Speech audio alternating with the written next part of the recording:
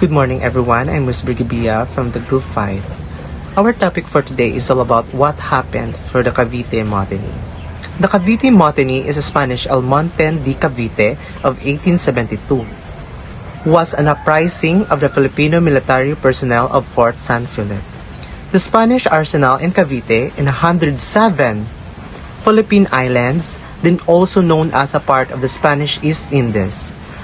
On January 20, in 1872, around 200 locally recruited colonial troops and laborers rose up in the belief that it would elevate a national uprising. The mutiny was unsuccessful, and government soldiers executed many of the participants and began to crack down on a burgeoning Philippine nationalist movement.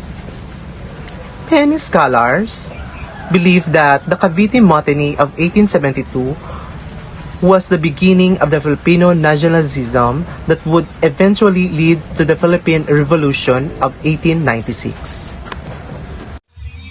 Spanish accounts of the mutiny by Jose Montero y Vidal is a Spanish historian who interpreted that the mutiny was an attempt to remove and overthrow to the Spanish colonizers in the Philippines. His account corroborated with the account of Governor-General Rafael Escuderio y Gutierrez, the Governor-General of the Philippine Islands during the mutiny. They mentioned that the mutiny was powered by the group of native clergy. The loss of privileges enjoyed by the workers of the Cavite arsenal, such as exemption from tribute and forced labor, lead to the Cavite Mutiny, an attempt by the locals of overthrow the Spanish authority in the Philippines, the Democratic and Republican books and pamphlets, the lectures and sermons of the Spanish proponents of these novel ideas, the eruption of the American publicists, and the terrible practices of the incentive governor that the ruling government appointed to lead the nation Filipinos, implemented this concept in the context of the circumstances that gave rise to the idea of obtaining their independence. In the immediate aftermath of the mutiny, some Filipino soldiers were disarmed and later sent into exile on the southern island of Mindanao. Those suspected of directly supporting those mutineers was arrested and executed. The mutiny was used by the colonial government and Spanish Mariano Gomez, Jose Borgus, and Jacinto Lamora, collectively known as Gamborza. They were executed by the garrote in Luneta, also known in Tagalog as Bagumbayan. On February 17, 1872, this execution, particularly those of the Gamborza, were to have a significant effect on people because of the shadowy nature of the trials. Jose Rizal, whose brother Paciano was a close friend of Borgus, dedicated his work El Filibusterismo to these three prizes. Account of Edmond Plaucho, he traced the immediate cause to the peremptory order from the Governor Izquierdo exacting personal taxes from the Filipino laborers in the engineering and artillery corps in the Cavite, Arena, and requiring them to perform proceed labor like ordinary subjects. Until then, this worker in the arsenal has been enjoying exemptions from both taxes and forced labor. January 20, the day of the revolt, was payday, and laborers found the amount of the taxes as well as the corresponding fee in lieu of the forced labor deducted from their pay involved. It was the last straw. That night, they mutilated 40 infantry soldiers and 20 men from artillery took over command of the fort of San Felipe and fired a contest to announce to the world their moment to triumph. It was the short-lived victory. Apparently, the mutineers has accepted expected to join by their comrades in the 7th Infantry Company assigned to patrol the Cavite Plaza. They become terror-stricken, however, when they beckoned to the 7th Infantry. Men from the ramparts of the fort and their comrades did not make any moves to join them. The rebels decide to bolt the gate and wait for the morning when support them from Manila was expected tomorrow. He gave a dispassionate account of its cause in an article published in the Revue des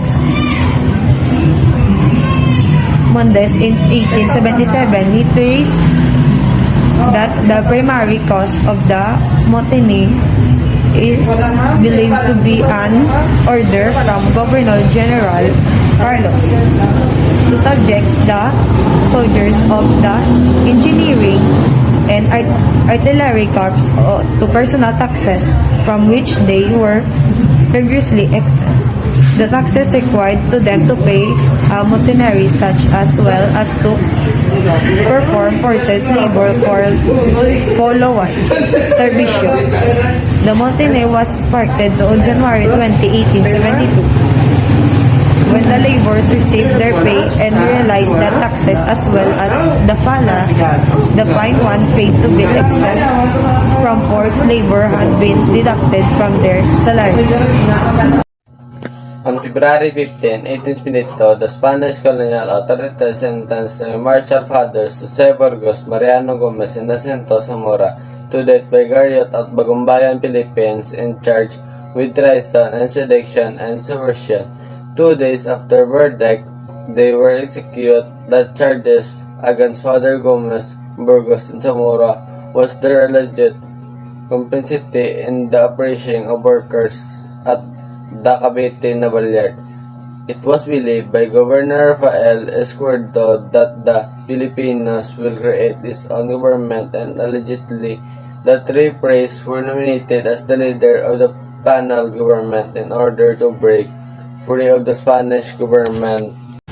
During the short trial, the captured mutineers testified against Jose Burgos. The state witness, Francisco Zaldoa, declared that he had been told by the one of the Basa brothers that the government of Father Burgos would bring a navy fleet of the United States to assist a revolution with which Ramon Morente, the supposed field marshal, was financing with 50,000 pesos. The head of Friar Alders held a conference that decided to get rid of the Burgos of implicating him to a plot. One of our Franciscan friars discussed a Burgos and suggested a mutiny to mutineers. The senior friars used an una fuerte suma dinero or a binget to convince Governor General Rafael Escuerdo that the Burgos was the mastermind of the coup. Gomez and Zamora were close and associates of Burgos, so they too were included to end the allegation.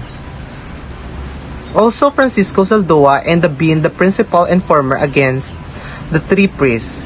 His statement had been the main basis for the convictions, and he had been promised pardon in exchange for his testimony.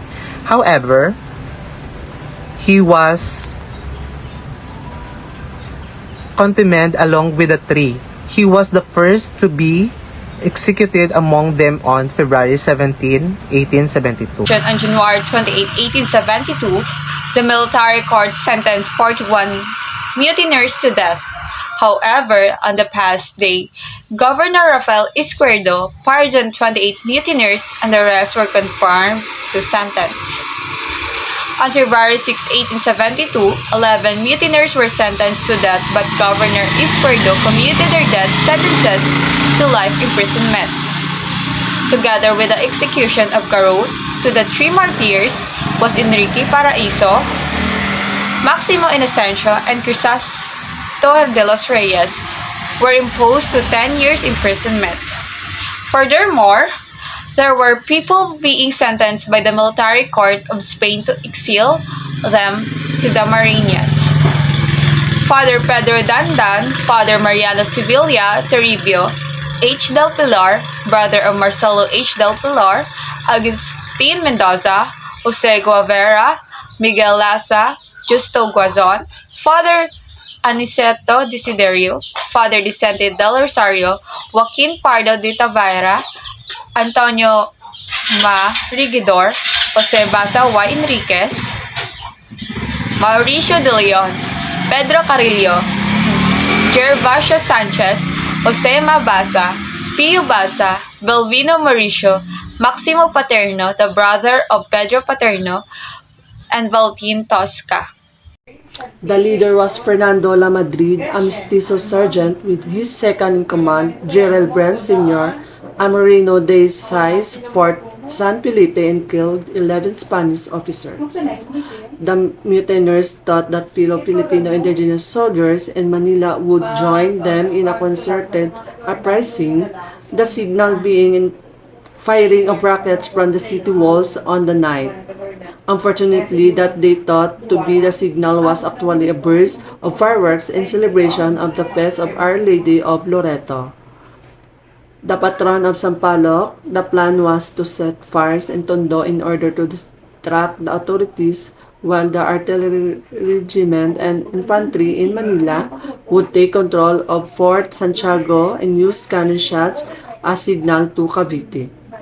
All Spaniards were to be killed except for the women. News of the mutiny reached Manila supposedly through the lover of a Spanish sergeant, who then informed his superiors, and the Spanish authorities feared for a massive Filipino uprising the next day. A regiment led by General Felipe Hinoves, besides the front until the mutineers surrender. Hinoves that in order his troops to fire at those who surrendered, including La Madrid. The rebels were formed in Manila when Colonel Sabas asked who would not cry out, "Viva España!" and shoot the one man who stepped forward. The rest were imprisoned. January 27, 1872, Governor General Rafael Izquierdo approved the death sentences on 41 of the mutineers. On February 6, 11 more were sentenced to death, but these were later commuted to life imprisonment. Others were exiled to other islands of the colonial Spanish East Indies such as the Marianas Island, including Joaquin Pardo de Tavera, Antonio M. Regidor, Y. Morado, Pio Basa, and Jose Maria Basa. 107 to 108, the most important group created a colony of Filipino expatriates in Europe, particularly in the Spanish capital of Madrid and Barcelona, where they were able to create small insurgent associations and print publications that were to advance the claims of the seething Philippines Revolution. On February 15, 1852, the Spanish colonial authorities sentenced the martial fathers Jose Burgos, Mariano Gomez, and Jacinto Zamora to death by garrote at Bagumbayan, Philippines, in charge with treason and sedition and subversion.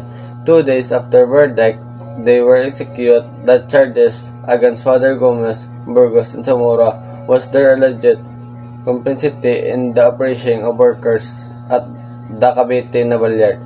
It was believed by Governor Rafael Izquierdo that the Filipinos will create its own government, and allegedly the three priests were nominated as the leader of the panel government in order to break free of the Spanish government.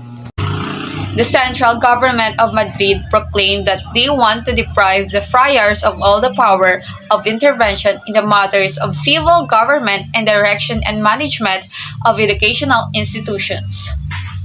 The friars feared that their dominance in the country would become a thing of the past, and that they needed something to justify their persuasion. with the mutiny providing such an opportunity. However, the Philippine Institute was introduced by the Spanish government as an educational decree, fostering sectarian schools once run by the friars. This degree aimed to improve the standard of education in the Philippines by requiring teaching positions in these schools to be filled by competitive examinations, an important step welcomed by the Filipinos.